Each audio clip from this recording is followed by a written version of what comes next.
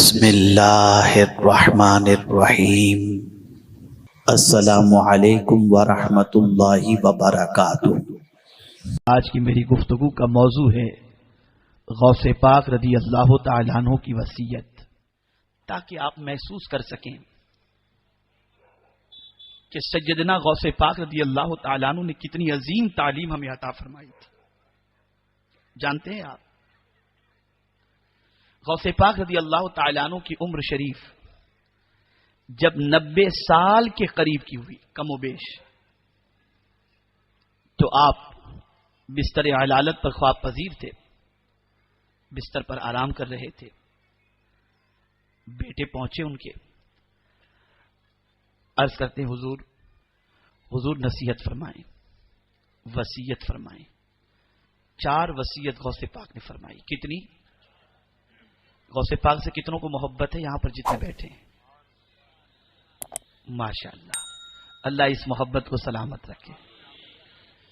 غوث پاک نے جو اپنے بیٹے کو 4 وصیت فرمائی، اس وصیت کو پوری زندگی غوث پاک کے بیٹے نے اپنے دل کے اندر باندھ کر کے رکھی اور اس پر عمل پیرا رہے۔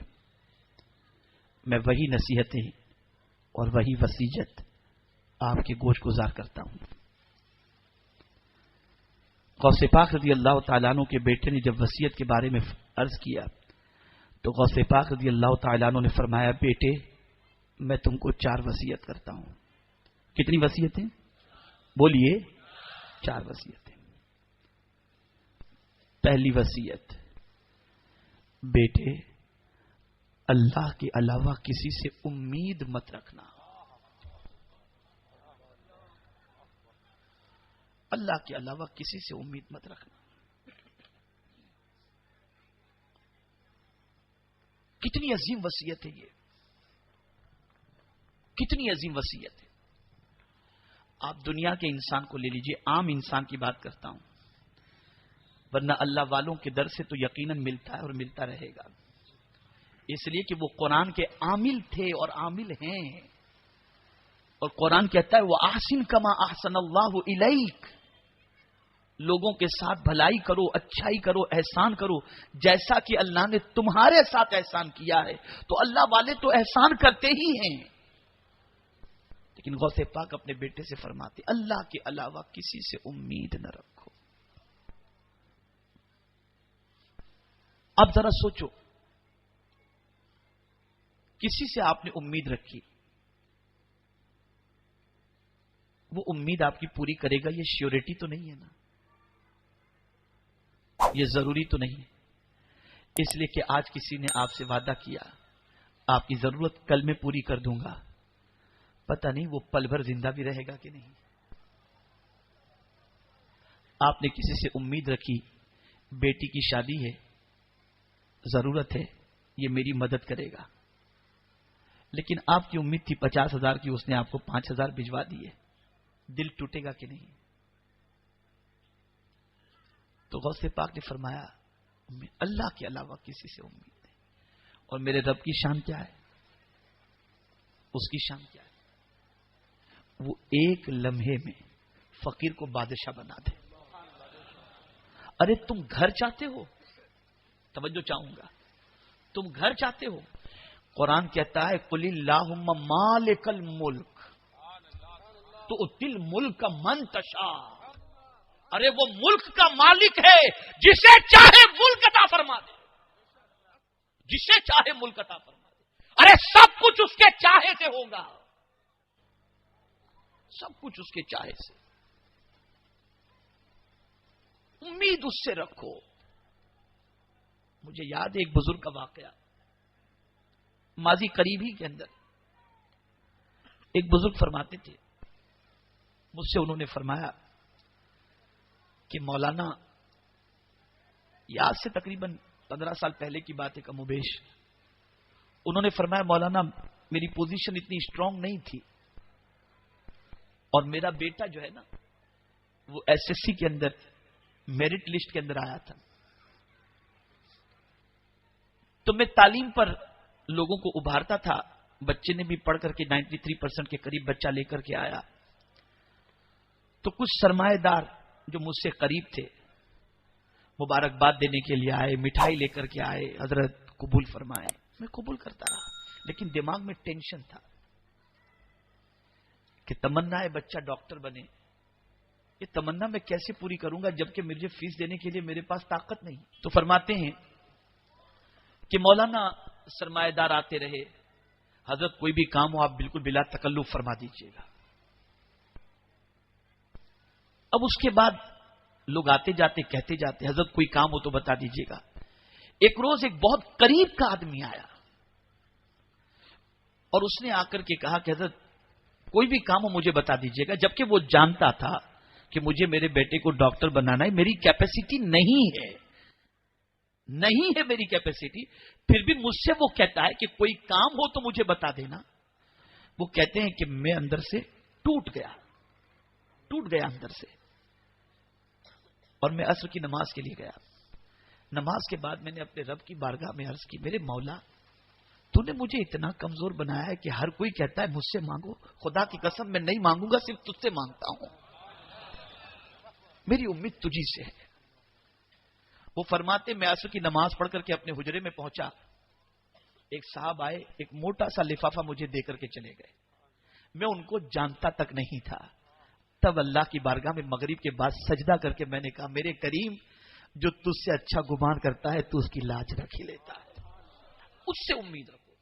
दुनिया का इंसान देगा एहसान जताएगा, खुदा देगा तो एहसान नहीं जताएगा।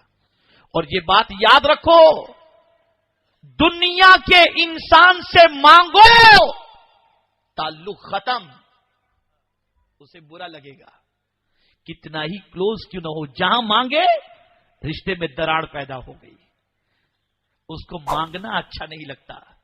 ऐ मेरे करीम तेरी अजमतों पर कुर्बान कि तुझसे कोई नहीं मांगता तो तुझे अच्छा नहीं लगता। बंदे से मांगो तो बंदे को अच्छा नहीं लगता, और खुदा से न मांगो तो खुदा को अच्छा नहीं लगता है। इसलिए कहता है अम्मन युजीबुल मुत्तर इज़ा दा, कौन है जो बेकरारों की फरियाद सुनता है। और फिर कुर्बान जाइए मेरे रब की शान पर, आयतुल कुर्सी के अंदर वाज़ेह लफ्जों में फरमा दिया, अल्लाहु ला इलाहा इल्ला हुवल हय्युल क़य्यूम ला ताखुदुहु सिनतुन वला नौम। सेठ को तो रात को नींद आती है, आपको कह दिया कि 12 बजे आप इतने बजे आना, गए सेठ सो गए, सेठ सो गए, आ जाओ, नहीं मिलेगा। लेकिन मेरे करीम ने कोई टाइम नहीं रखा, उसने कहा रब तो नींद से भी पाक है, जब तू मांगेगा तेरा सवाल पूरा कर दिया जाएगा। से पाक फरमाते हैं अल्लाह के अलावा किसी से उम्मीद न रख, किसी से उम्मीद न रख,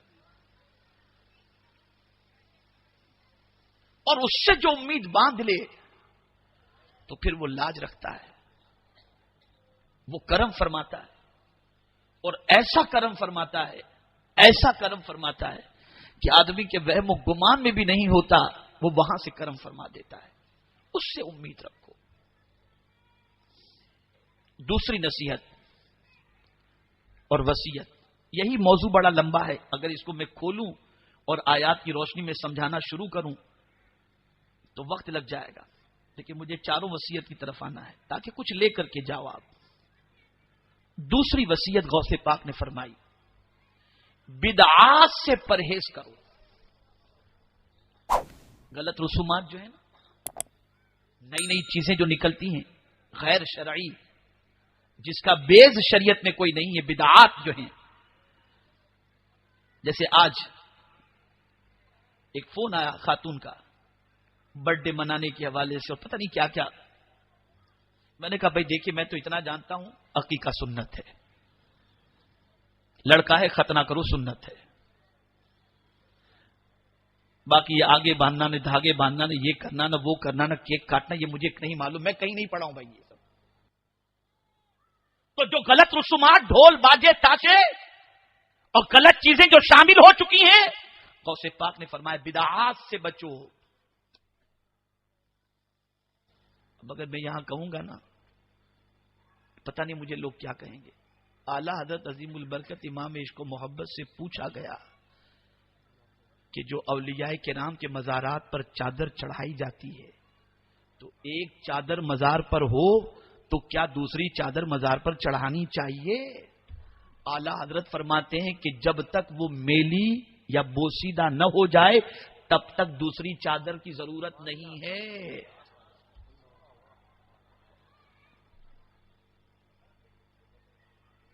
نہیں ہے ان کے نام پہ کھلا. الحمدللہ سرکار صلی اللہ علیہ وسلم کی نالے پاک کے صدقہ و طفیل جب اللہ توفیق دیتا ہے اور حضرت مخدوم مہائمی علیہ رحمت و رضوان کی بارگاہ میں حاضری کی سعادت نصیب ہوتی ہے، میں اندر جانے سے پہلے باہر پہلے 10 5 جو بھی میری حیثیت ہے فقیروں کے کھانے کے پیسے دیتا ہوں، پھر میں اندر حاضر ہوتا ہوں. آپ پھول چڑھاؤ کوئی مذائقے کی بات نہیں، عطر ڈالو کوئی مذائقے کی بات نہیں، آپ قرآن مقدس پڑھو کوئی مذائقہ. آپ کو بتاؤں مزارات پر حاضری کے آداب کیا ہیں؟ ذرا یہ بھی سنو، یہ بھی سنو طریقہ کیا ہے. فرمایا گیا تم کسی ولی کے آستانے پر حاضر ہونا چاہتے ہو تو پہلے ان کے ایصال ثواب کے لیے کچھ غریبوں کو کچھ مسکینوں کو صدقہ کر دو، پھر ان کی بارگاہ میں جاؤ. اور اگر استطاعت نہیں، مسکین نہیں، صدقہ لینے والا کوئی نہیں، کوئی غریب نہیں، تو ایک کام کرو ان کے آستانے پر جانے سے پہلے 2 رکعت اللہ کی بارگاہ کے اندر نماز 2 رکعت پڑھ کر پھر ان کی بارگاہ کے اندر حاضری دو. اب اگر میں یہاں کہوں تو لوگ مجھے کہیں گے مولانا آپ بڑی عجیب بات بتاتے ہیں، یا مغرب کی اذان ہوتی ہے آستانے پہ ہاتھ باندھ کے کھڑے ہیں، مسجد میں نماز کے لیے نہیں جائیں گے، نہیں جائیں گے.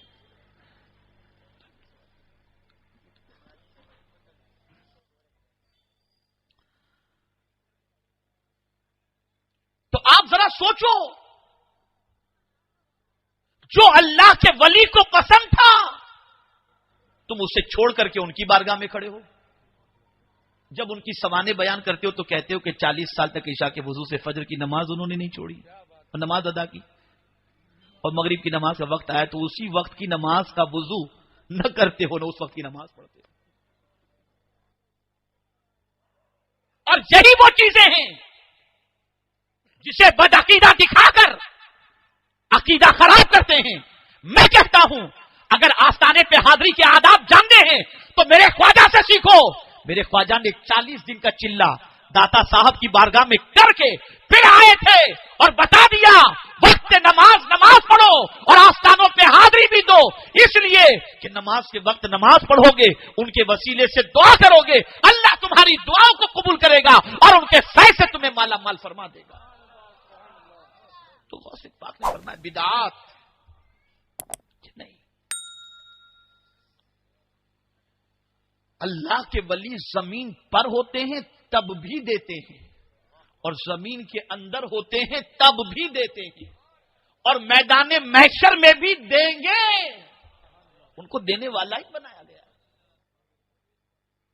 لینے جاؤ ان کی بارگاہ کے اندر، لیکن یاد رکھو نماز کا وقت ہو ادا کر لو، پھر ان کی چوکھٹ پر پڑے رہو، تلاوت کرو، درود شریف پڑھو، ان کے آستانے سے بھیک مانگو، ان کے توسل سے دعا کرو، سب جائز، لیکن نماز چھوڑنا نہیں چاہیے.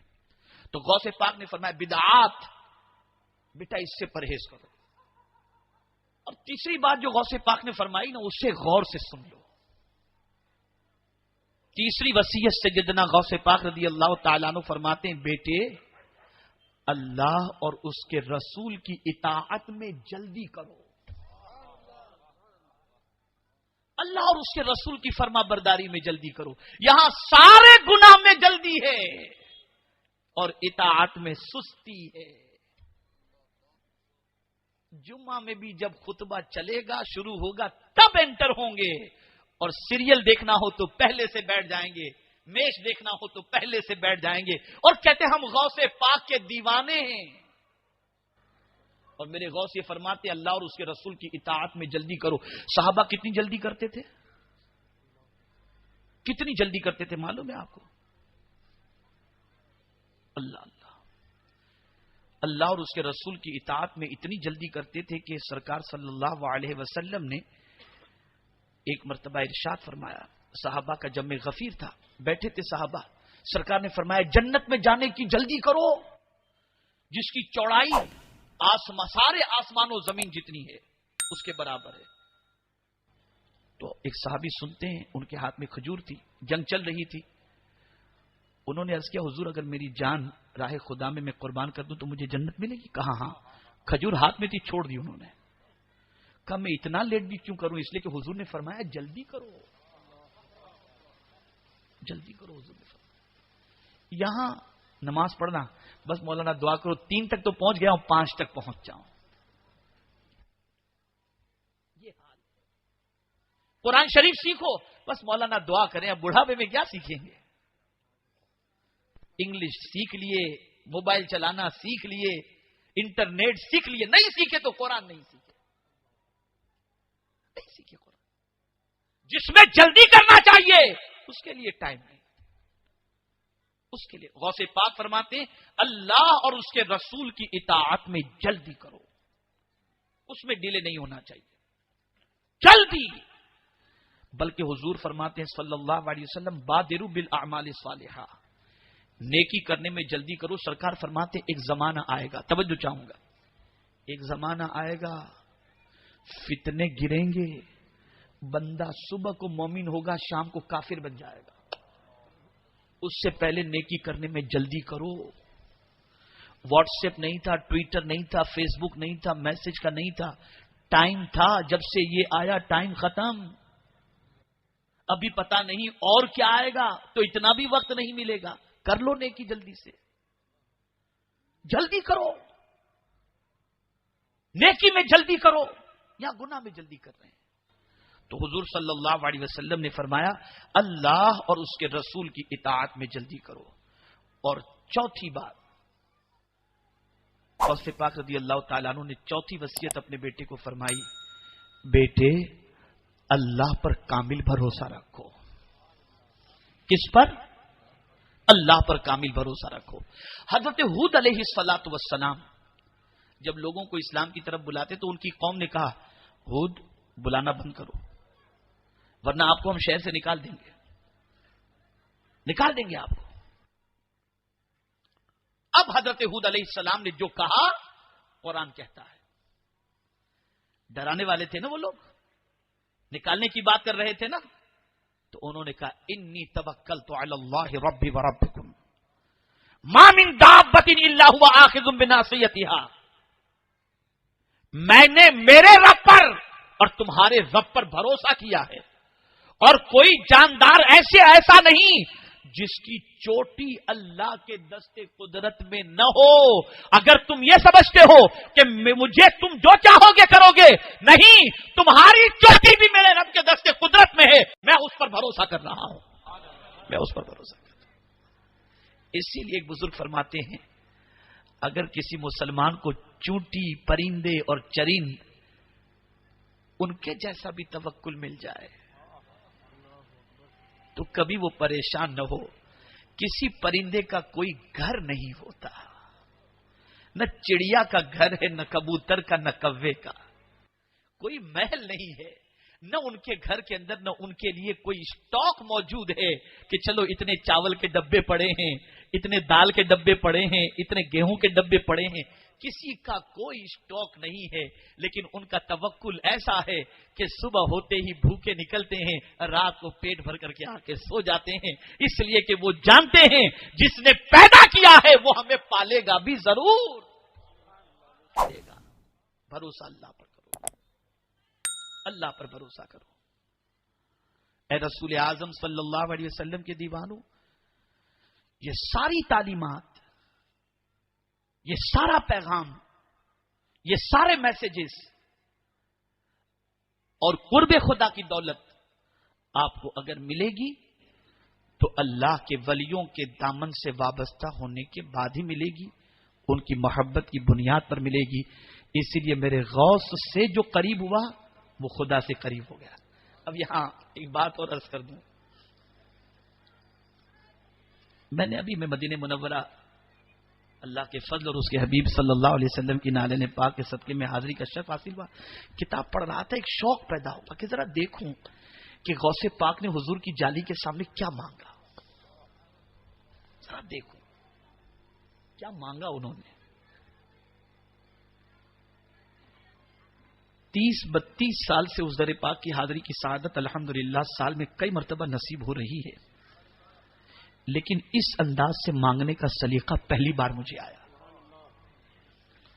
میں نے پڑھا تو غوث پاک رضی اللہ تعالی عنہ حضور صلی اللہ علیہ وسلم کی بارگاہ میں حاضر ہوئے، سلام پیش کیا، دعا کی، اللہم انی اسألک بحقہ ان تغفر لی وترحمنی۔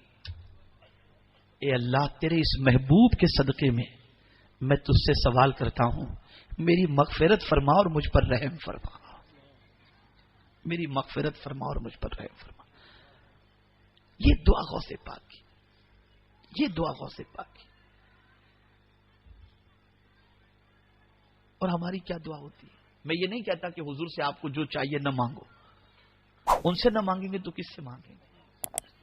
وہ تو دینے ہی کے لیے آئے، لیکن اپنی پسند کی جو مانگتے ہو نہ، کبھی حضور کی پسند کی بھی مانگ لیا کرو، وہ بھی مانگ لیا کرو۔ جب ان کی پسند کی مانگو گے نا تو تم جب نادان ہو کر کمزور ہو کر ان کی پسند مانگ رہے ہو تو وہ تمہاری پسند نہیں دیں گے، دیں گے۔ غوث پاک نے دعا کی، اللہم اسقنی شراب محبتک، اے اللہ اپنی محبت کی شراب پلا دے، اپنی محبت کی شراب، کہ تیری محبت میں ایسا ڈوب جاؤں، ایسا ڈوب جاؤں، ایسا ڈوب جاؤں کہ میرے کریم جیوں بھی تو تیرے لیے اور مروں بھی تو تیرے لیے۔ ارے ایک سیٹ تمہیں 1 مہینے کی تنخواہ دیتا ہے تو تم سیٹ کو کہتے ہو سر آپ جو کہیں گے میں کروں گا۔ جس خدا نے زندگی دی کم از کم اس کو بھی تو کہہ دو کہ مولا جو تو کہے گا میں وہ کروں گا، اتنا بھی تو کرو، اتنا بھی تو کرو۔ تو اے رسول اعظم صلی اللہ تعالی علیہ وسلم کے دیوانوں، ایک چیز تو ذہن میں بٹھا لو، ہم اللہ کے بندے ہیں۔ کوئی 1000 ہمیں ڈرائے، ہم اپنے رب کو طاقت والا جانتے ہیں، کسی کے چاہے سے کچھ نہیں ہوگا، ہوگا وہی جو میرا خدا چاہے گا۔ ایک چیز ذہن میں رکھیں۔ دوسری چیز، اللہ سے قریب ہونا ہو تو اللہ کے ولیوں سے قریب ہو جاؤ، ان کے صدقے میں اللہ تم کو اپنے قریب کر دے گا۔ تیسری چیز، اللہ سے امید رکھو، اس سے امید رکھو۔ اور وہ میں ایک مثال دیتا ہوں، آپ کسی کی دکان پر کوئی چیز خریدنے کے لیے جائیں اور اگر آپ اسے کہہ دیں کہ بھائی دیکھو میں تو آپ پر چھوڑ دیا، جو لینا مجھے بھروسہ ہے آپ پر، مجھے آپ پر بھروسہ ہے، جو لینا ہو آپ لے لینا، مجھے امید ہے کہ آپ مجھے دھوکہ نہیں دو گے، تو وہ بندہ دوسرے کو 35 میں دیتا ہوگا، آپ کو 30 میں دے گا کہ میں اس کے بھروسے کی لاج رکھ لوں۔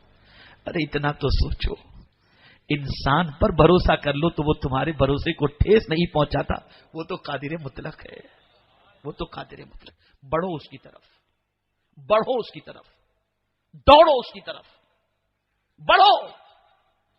کچھ لوگ کہتے ہیں مولانا کیسے دین کا کام کریں، بڑا ٹینشن ہے، بڑی پریشانی ہے، ہمیں یہ نہیں آتا وہ نہیں۔ میں کہتا ہوں یار اتنا تو سوچو، اتنا تو سوچو۔ ایک ننھا سا بچہ، چھوٹا سا، جو ابھی رینگتا ہے، ماں چاہتی ہے یہ چلے، باپ چاہتا ہے یہ چلے، جب اس کے پیر تھوڑے مضبوط ہو جاتے ہیں، کھڑے رہنے کے لائق ہوتا ہے، تو مجھے بتائیے جب پہلی بار آپ کا بچہ